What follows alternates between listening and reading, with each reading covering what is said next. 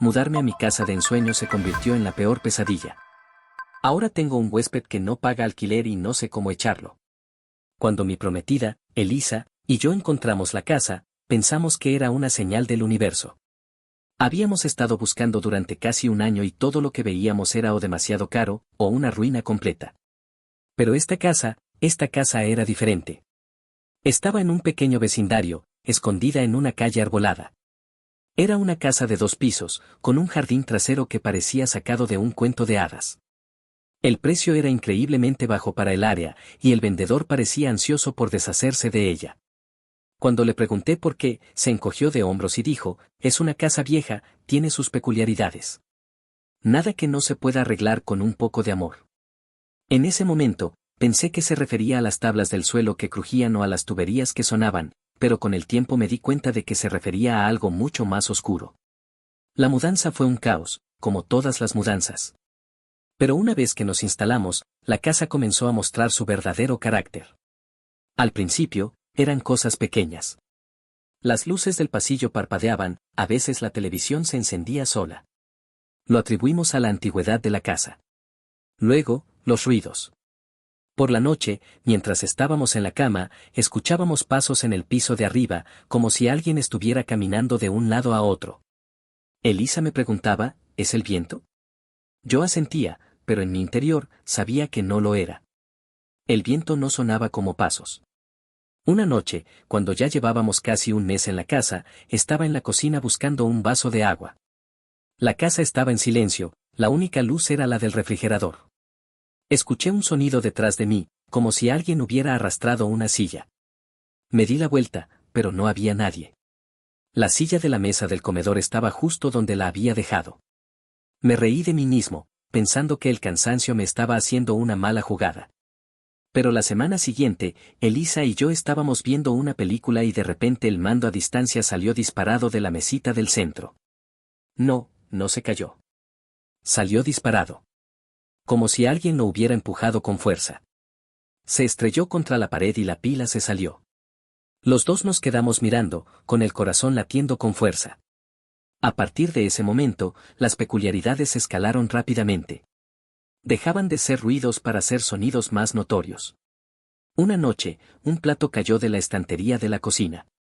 No era el plato de la orilla, era el plato de adentro, el que no tendría por qué caerse si no fuera por algo que lo empujó. Pero lo peor vino después. Una noche, me desperté de repente. Estaba oscuro, y sentí un frío intenso en la habitación. Miré a Elisa y vi que estaba durmiendo profundamente. Me senté en la cama y me quedé mirando la oscuridad, y ahí fue cuando lo vi. Una sombra, una figura borrosa que estaba de pie en la esquina de la habitación. No tenía forma, no tenía cara, solo era una sombra, pero sentí su presencia. Me quedé helado, no podía moverme, no podía gritar. La figura se movió, y vi que caminaba hacia la cama. Me cubrí con la manta, cerré los ojos y empecé a rezar. Sentí una mano fría y pesada en mi hombro, y fue la sensación más helada y aterradora que he sentido en mi vida. Abrí los ojos, pero la sombra había desaparecido. A partir de ese momento, supe que no estábamos solos. El vendedor no me vendió una casa con peculiaridades, me vendió una casa con un huésped. Elisa no me creía. Ella pensaba que el estrés de la mudanza y la casa nueva me estaban afectando. Y para ser honesto, yo también tenía mis dudas. Pero las dudas desaparecieron una noche cuando se despertó de un grito. ¿Qué pasó? Le pregunté. Alguien me tocó, dijo, con los ojos llenos de lágrimas. Sentí una mano fría en mi espalda. El miedo que sentí no fue por lo que había visto, sino por lo que había tocado a mi prometida. Sabía que tenía que hacer algo.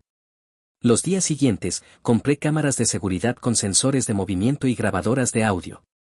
Las instalé por toda la casa, en el pasillo, en la sala, en la cocina, en la habitación. Estaba determinado a capturar a nuestro huésped en la cámara, o al menos, a tener una prueba de su existencia. Estaba desesperado por encontrar una explicación racional. A pesar de los eventos, no quería creer en fantasmas. Quería creer que era alguien jugando una broma, o que había un problema eléctrico que explicaba los fenómenos. En mi mente, cualquier cosa era mejor que la realidad que estábamos enfrentando. Elisa, a pesar de su miedo, me apoyaba. Ella sabía que algo estaba pasando, y aunque no me creía por completo, veía mi desesperación y mi necesidad de encontrar respuestas. La primera semana no hubo nada. Pasamos horas revisando las grabaciones de video y audio, pero todo lo que veíamos eran nosotros mismos y los ruidos normales de la casa. Empecé a pensar que me estaba volviendo loco. Pero luego, en la segunda semana, sucedió. En la grabación de video de la sala, a las 3 de la mañana, se ve la televisión encendiéndose sola. No hay nadie en la sala. Luego, escuchamos un sonido, una especie de murmullo. Aumenté el volumen del audio y escuché una voz. No era clara, pero se podía distinguir. Sal de aquí, decía. Esta es mi casa. Y esa fue mi encrucijada. Nos quedamos y enfrentamos a esta cosa, o nos vamos y perdemos la casa de nuestros sueños. Primera actualización. Los últimos 5 días han sido una tortura. Después de que vimos el video, el miedo se ha apoderado de nosotros. El murmullo y la voz no han vuelto a sonar, pero ahora hay algo nuevo. Los objetos se mueven con más frecuencia, y los sonidos en el piso de arriba no son solo pasos. Ahora suenan como si alguien estuviera moviendo muebles, arrastrando sillas, o golpeando las paredes. Decidí que no podíamos irnos. Esta es la casa de nuestros sueños, y no voy a permitir que una presencia invisible me la quite. Le dije a Elisa que nos quedáramos y que íbamos a enfrentarlo. Le dije que no le íbamos a dar el gusto a esta cosa de que nos fuéramos. Elisa estaba de acuerdo, aunque su miedo era palpable. Nos sentimos como en una película de terror, pero estábamos decididos a que no íbamos a ser las víctimas.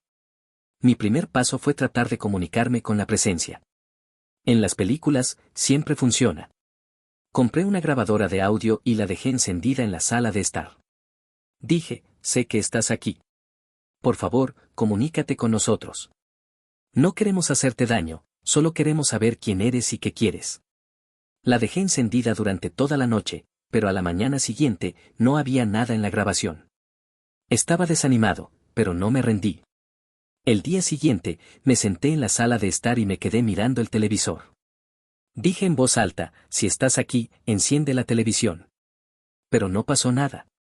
Me levanté, un poco avergonzado por lo que estaba haciendo, pero al mismo tiempo, desesperado por respuestas. Fue entonces cuando mi teléfono sonó. Era un mensaje de mi vecino de al lado, una mujer mayor y muy amable. Me preguntaba si habíamos escuchado los ruidos extraños de nuestra casa. Mi corazón se aceleró. Sí, le escribí de vuelta. Hemos estado escuchando ruidos y cosas extrañas. ¿Sabes algo al respecto?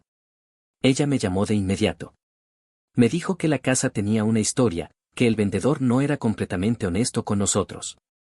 Ella me contó que el antiguo propietario, un hombre llamado Arthur, había vivido en la casa durante 50 años y se había suicidado en el sótano. Me dijo que Arthur era un hombre muy solitario, que no tenía familia ni amigos, y que su único compañero era su perro, un terrier llamado Max. Me dijo que Arthur y Max eran inseparables, y que cuando Arthur murió, Max se quedó en la casa. Pero cuando los nuevos dueños llegaron, el perro se había ido. Nunca lo encontraron, dijo mi vecina. Era un misterio. Pero siempre me pareció raro que Arthur muriera y su perro desapareciera. Esa noche, me senté en la sala de estar, mirando las grabaciones de las cámaras. Me quedé mirando el video de la televisión que se encendió sola. No había nada nuevo. Me quedé mirando el video de la noche en que me desperté. La sombra no se veía, pero se veía el brillo de la luz del refrigerador. En un momento, vi una sombra que no era la mía, y se movía lentamente por el pasillo. De repente, escuché un ruido que no había notado antes. Era un sonido muy sutil, como un pequeño gemido. Aumenté el volumen, y era el sonido de un perro. Era un gemido muy tenue, pero se podía distinguir. Sentí un escalofrío en la espalda. ¿Podría ser el perro de Arthur? ¿Podría ser Max? Fue un pequeño avance, pero fue algo. Me sentí un poco más aliviado al saber que no era un espíritu maligno, sino el alma de un perro. Sabía que era una teoría un poco tonta, pero me daba más tranquilidad. Estaba decidido a encontrar una manera de ayudar a Max. Tal vez si le mostraba un poco de amor, se iría. Aprovecho esta pausa para recordarte, si te gusta mi contenido, suscríbete, eso me ayudaría un montón. Ahora sí, continuemos. Segunda actualización, han pasado 2 semanas desde mi actualización anterior. El miedo ha sido reemplazado por una extraña sensación de compasión. He estado intentando comunicarme con Max. Le pongo comida y agua para perros en el piso, le hablo, le digo que está bien, que no le haré daño. La comida no se ha movido, pero el agua desaparece. Las luces siguen parpadeando y las cosas se siguen moviendo, pero ya no me asustan. Ahora siento una conexión con el perro. Elisa, sin embargo, no lo ve de la misma manera. Ella está asustada, y para ser honesto, la entiendo. El hecho de que yo crea que es un perro no lo hace menos aterrador para ella. Ella me ha estado pidiendo que nos mudemos, pero yo me niego. Le digo que no podemos abandonar a Max. Que tal vez lo que necesita es un poco de amor, que si lo ayudamos, se irá. Decidí que si quería saber más sobre Max, tenía que ir al origen. Fui a la biblioteca de la ciudad y busqué archivos sobre la casa y sobre Arthur. Y lo que encontré me dejó helado. Arthur era un hombre solitario, como me dijo mi vecina, pero no era solo eso.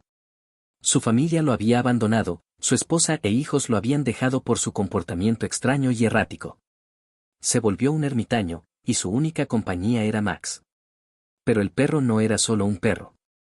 En la historia del periódico, se describe a Arthur como un coleccionista de perros, y había docenas de perros viviendo con él en la casa. No solo Max. Decenas de perros, todos ellos abandonados, enfermos, o callejeros. El periódico describía la casa como un santuario de animales, y los vecinos se quejaban del olor y los ladridos. Pero Arthur se negaba a dejarlos ir. Y lo peor de todo, el artículo describía cómo Arthur había muerto. No fue un suicidio. Fue un ataque al corazón, y su cuerpo fue encontrado por un vecino, varios días después de su muerte. Los perros estaban hambrientos, y se habían comido el cuerpo. La policía se llevó a los perros, pero en el caos, varios de ellos se escaparon. El artículo decía que la policía no los encontró.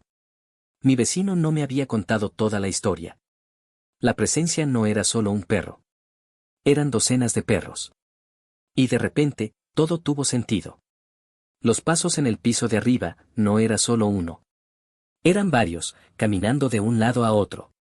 Los ruidos en la cocina, los platos que caían, las cosas que se movían. Eran los perros buscando comida. Los gemidos, los murmullos, los ladridos que escuchábamos por la noche. Eran los perros, llamando a su dueño. Y el frío que sentí en mi hombro, la mano fría que sentí. No era una mano. Eran garras. Elisa estaba en pánico. Se negaba a volver a la casa. Ella se mudó a la casa de su hermana y me dio un ultimátum, o me deshacía de los perros o se iba. Yo no podía.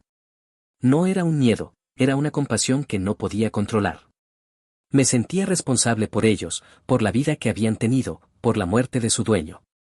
Tercera actualización, 2 meses después. La situación ha escalado a un nivel que no podría haber imaginado. Elisa no ha vuelto, y no me habla. Me he quedado solo en la casa con las docenas de perros invisibles. Los ruidos son constantes ahora, a todas horas del día y de la noche. Se han vuelto más agresivos. Los objetos se estrellan contra las paredes, las puertas se abren y cierran, y escucho ladridos y aullidos. El vecino de al lado, la señora que me había contado la historia, llamó a la puerta. Tenía un semblante serio.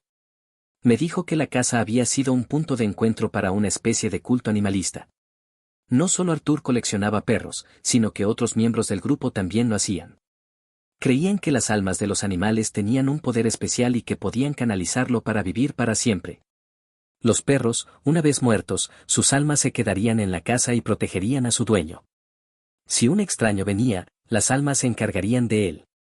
Me dijo que el vendedor de la casa era parte de ese culto, y que él sabía lo que pasaba en la casa. No me vendió la casa por el precio increíblemente bajo porque era vieja, sino porque el culto quería a alguien puro para que el alma de Arthur pudiera vivir con ellos, con nosotros. No era solo el alma de Arthur y los perros. Era una especie de ritual de transferencia de almas. El vendedor, que no me había dicho la verdad, de repente se puso en contacto conmigo. Me mandó un mensaje de texto que decía, no pelees con ellos. No te resistas. Déjalos entrar. Fue una advertencia. Yo no sabía qué quería decir, pero la verdad me cayó como un balde de agua fría. No era un bromista, no era un fantasma, no era un perro. Era un culto. Estaban tratando de poseer mi cuerpo. Sentí una especie de arrepentimiento por haber traído a Elisa a esta casa y por haber puesto su vida en riesgo. Sentía que había sido un insensato por pensar que podía lidiar con esto solo. Y ahora, tenía que tomar una decisión drástica. Actualización final, 1 año después. Elisa y yo estamos de vuelta, y la casa está vacía. No fue fácil. Después del mensaje del vendedor, supe que no podía quedarme. Le dije a Elisa que volviéramos, que no podíamos abandonar nuestra casa. Pero esta vez, no nos íbamos a rendir. Contraté a un especialista. Un sacerdote de una iglesia local. Él no creía en fantasmas, pero sí creía en la purificación de los lugares. Vino a la casa y oró. Puso agua bendita en las paredes, y leyó pasajes de la Biblia. Al principio, no funcionó. Las cosas se seguían moviendo, los ladridos y los aullidos seguían. Pero luego, un día, el sacerdote me dijo que había un lugar en la casa que estaba más oscuro que los demás. Un lugar donde los perros se habían comido el cuerpo de Artur. Fuimos al sótano, donde la figura se había manifestado. El sacerdote me dijo que Artur había muerto, pero los perros no, y los perros se comieron el cuerpo de Artur. Fue un acto de amor, no de maldad. Un acto de lealtad. Ellos no se querían ir, y por eso sus almas se quedaron. Los perros se habían fusionado con el alma de Artur, se habían convertido en uno. Y este ser, mitad perro, mitad hombre, no quería dejar la casa, y tampoco quería que nadie entrara. El sacerdote me dijo que había un ritual. No un exorcismo, sino una bendición. Una bendición para el alma de Artur y los perros. Una bendición que les permitiera descansar en paz. Hicimos el ritual, y el sacerdote se fue. Y luego, todo se detuvo. Las luces dejaron de parpadear, los ruidos se detuvieron, y el frío desapareció. La casa estaba en silencio. Elisa y yo nos quedamos mirando, sin saber qué hacer. No sabíamos si era un descanso temporal o si la bendición había funcionado. Pero la casa se quedó en silencio. Elisa y yo nos casamos, y la casa ahora es nuestro hogar. No sé si los perros se fueron o si solo se calmaron, pero lo que sí sé es que ya no tengo miedo. Aceptamos la casa por lo que es. No es solo una casa, es un santuario. Es un lugar de descanso para Artur y sus perros. Y no sé qué le depara el futuro a esta casa, pero sí sé que, si alguna vez escucho un murmullo o un ladrido, no tendré miedo, sino que le sonreiré, y le diré, bienvenido a casa. Si llegaste hasta el final, por favor deja un pulgar arriba.